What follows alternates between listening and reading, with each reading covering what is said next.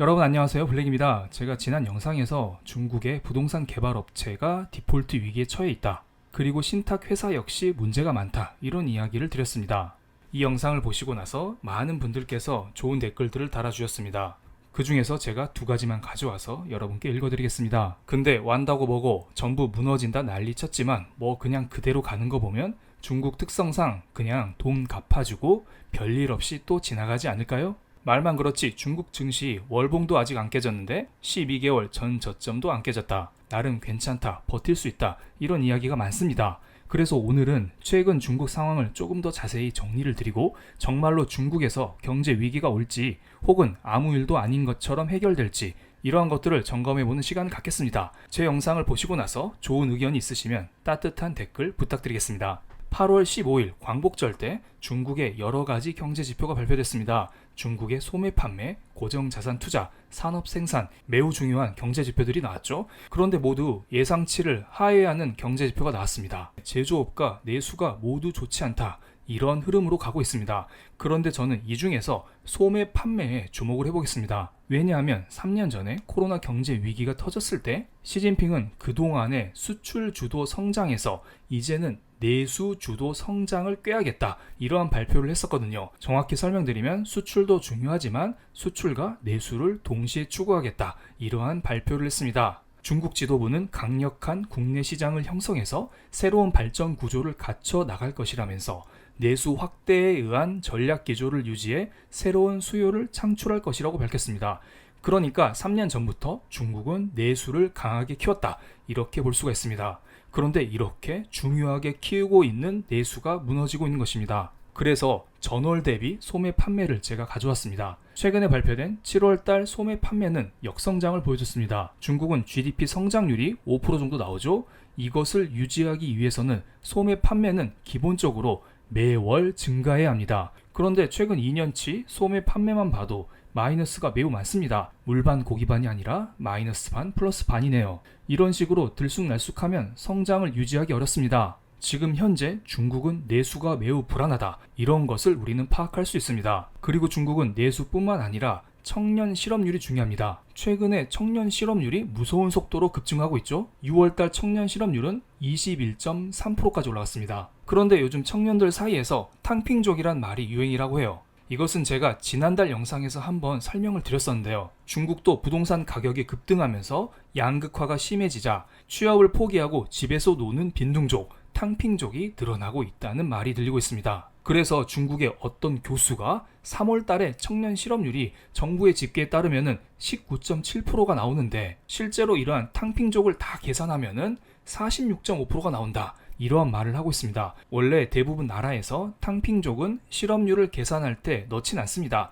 하지만 중국 같은 경우에는 탕핑족이 매우 많아요. 3월달 기준으로 1600만 명이라고 해요. 그래서 중국은 놀고 먹는 탕핑족이 매우 많기 때문에 이들을 통계에 포함하게 되면 실업률이 50% 가까이 나온다는 말이 있네요. 그런데 이것은 3월달 기준이에요. 7월달, 8월달은 더 올라갔겠죠? 그렇다면 과연 최근에 발표된 7월 달에 중국 청년 실업률은 어떻게 됐을까요? 충격적이게도 중국은 청년 실업률 발표를 중단하겠다는 발표를 했습니다. 중국의 핑계를 볼까요? 최근 몇 년 동안 도시 청년 중 재학생 규모가 확대되고 있고 졸업 전에 일자리를 찾는 학생이 노동 통계에 포함되어야 하는지, 이것에 대해서 다른 견해가 있어서 일단은 연령대별 실업률 조사 발표를 중단한다고 했습니다. 요즘 중국에서 취업이 어렵기 때문에 대학원에 진학하는 사람이 늘어나고 있다고 해요. 그렇기 때문에 청년들 중에서 실제로 취업하는 사람들이 많이 없겠죠? 정부 발표도 일리가 있긴 하지만 하필이면 왜 이 타이밍 때 발표를 중단하냐, 이거죠. 여러 가지 이슈가 있었음에도 불구하고 실업률이 낮았다면 정부에서는 발표했겠죠. 그런데 집계하다 보니까 생각보다 실업률이 너무 높네, 이런 생각이 들면서 중국에서 이것을 숨기고 있는 게 아닌가, 이런 생각이 듭니다. 그래서 중국은 이러한 위기를 탈출하기 위해서 두 가지 정책을 발표합니다. 첫 번째는 1년 MLF 금리를 인하했습니다. 일반적으로 MLF 금리에 가상금리, 위험 프리미엄을 더한 게 기준금리입니다. 그렇기 때문에 MLF 금리를 그냥 기준금리라고 보시면 될 것 같습니다. 기준금리를 내려줄 테니까 너네 돈 팍팍 빌려가서 시중에 유동성을 공급해줘, 이러한 부탁을 하고 있는 것이죠. 그리고 추가적으로 역RP 금리를 내렸습니다. 역RP 금리라는 것은 미국으로 따지면 레포 금리라고 생각하시면 됩니다. 너네들 가지고 있는 국채를 중앙은행에 담보로 맡겨. 그러면 우리가 평소보다 낮아진 이자로 너네들에게 돈을 빌려줄게. 이 돈 가지고 사업도 하고 투자도 하고 여러 가지 해봐. 이런 식으로 중국은 유동성 공급에 박차를 가하고 있습니다. 그래서 MLF와 역RP 금리 인하 효과를 합치면 총 111조 원의 유동성이 시중에 공급될 전망이라고 합니다. 그리고 아까 말씀드렸듯 MLF 금리와 기준금리가 거의 비슷하게 움직인다고 했었죠. 그래서 중국 인민은행은 다가오는 다음 주 월요일에 기준금리를 발표하는데 아마도 금리를 내리겠죠. 그런데 중요한 게 있어요. 중국은 사람들 손에 돈을 쥐어준 게 아닙니다. 돈을 찍어내어서 사람들한테 직접 뿌려준 게 아니에요. 그냥 사람들에게 돈을 쉽게 빌려준다 이런 말을 하고 있는 거예요. 그러니까 한국식으로 표현하면 지금 주담대 금리가 5%인데 이것을 4.5%로 내려줬다 이렇게 보시면 될 것 같습니다. 하지만 시장 상황이 개선되지 않는 한 이렇게 금리를 내린다고 해서 쓰러져가는 경제가 바로 살아나는 게 아닙니다. 이 정도는 많은 사람들이 예상하고 있는 것이에요. 사람들의 예상을 능가하는 무언가 새로운 정책이 나와야 지금의 중국 경기 침체가 해소될 수 있을 것으로 보입니다. 그리고 지금 상황이 더 안 좋은 게 뭐냐면 달러가 매우 강세를 보이고 있다는 겁니다. 이것은 미국 애틀란타 연은에서 발표하는 미국의 3분기 GDP 전망치인데요. 미국의 3분기 GDP가 전 분기 대비 5% 정도 성장한다고 해요. 엄청나지 않나요? 미국은 이렇게 부드러운 속도로 꽤 높은 수준의 성장을 보여주고 있습니다. 현재 미국을 제외하고 멀쩡한 나라가 없어요. 유럽은 2008년부터 지속적인 경기 침체를 겪는 중이고요. 방금 설명드렸듯 중국 역시 코로나 이후로 무너지고 있습니다. 유럽과 중국이 무너지니 유럽의 유로와 중국의 위안화 역시 약세를 보이고 있고요. 상대적으로 달러 인덱스가 급등하고 있습니다. 그러면서 사람들이 위안화를 달러로 환전하여 중국을 벗어나고 있습니다. 이렇게 중국에 남아있는 외국인의 자금이 빠져나가면 중국에서 경제 위기가 올 수 있지 않을까요? 이러한 생각을 할 수가 있는데요. 그래서 제가 중국의 외환 보유고를 체크해 봤어요. 일반적으로 경제 위기라는 것은 외환 보유고가 바닥이 나면서 시작이 됩니다. 하지만 중국의 현재 외환 보유고가 3조 달러 이상이에요. 원래 2015년 이전에는 4조 달러 부근에서 움직이고 있었는데요. 2015, 16년 위안화 위기를 맞이하고 나서 외환 보유고가 이렇게 쭉 떨어졌고요. 그리고 나서 3조 달러 이상을 꾸준히 유지하고 있습니다. 중국 돈 많습니다. 그렇기 때문에 당장의 외환 위기가 올 가능성은 매우 낮아 보입니다. 그런데 중국도 외환 보유고의 상당수를 미국 국채로 보유하고 있어요. 그래서 만약에 중국 경제가 어려워지면 중국은 미국 국채를 매각할 가능성이 높습니다. 그렇다면 미국이 불리해지죠. 현재 2022년 말 기준으로 중국은 미국 국채 2위 보유국입니다. 원래는 1등이었는데요. 미중 무역 전쟁이 터지면서 중국은 미국 국채를 많이 팔았어요. 그래서 지금 2등으로 떨어진 상황입니다. 일본이 압도적인 미국 국채 1등 보유국이죠. 현재 미국의 10년물 국채 금리를 보겠습니다. 10년물 국채 금리가 어느덧 4.2%까지 올라왔죠.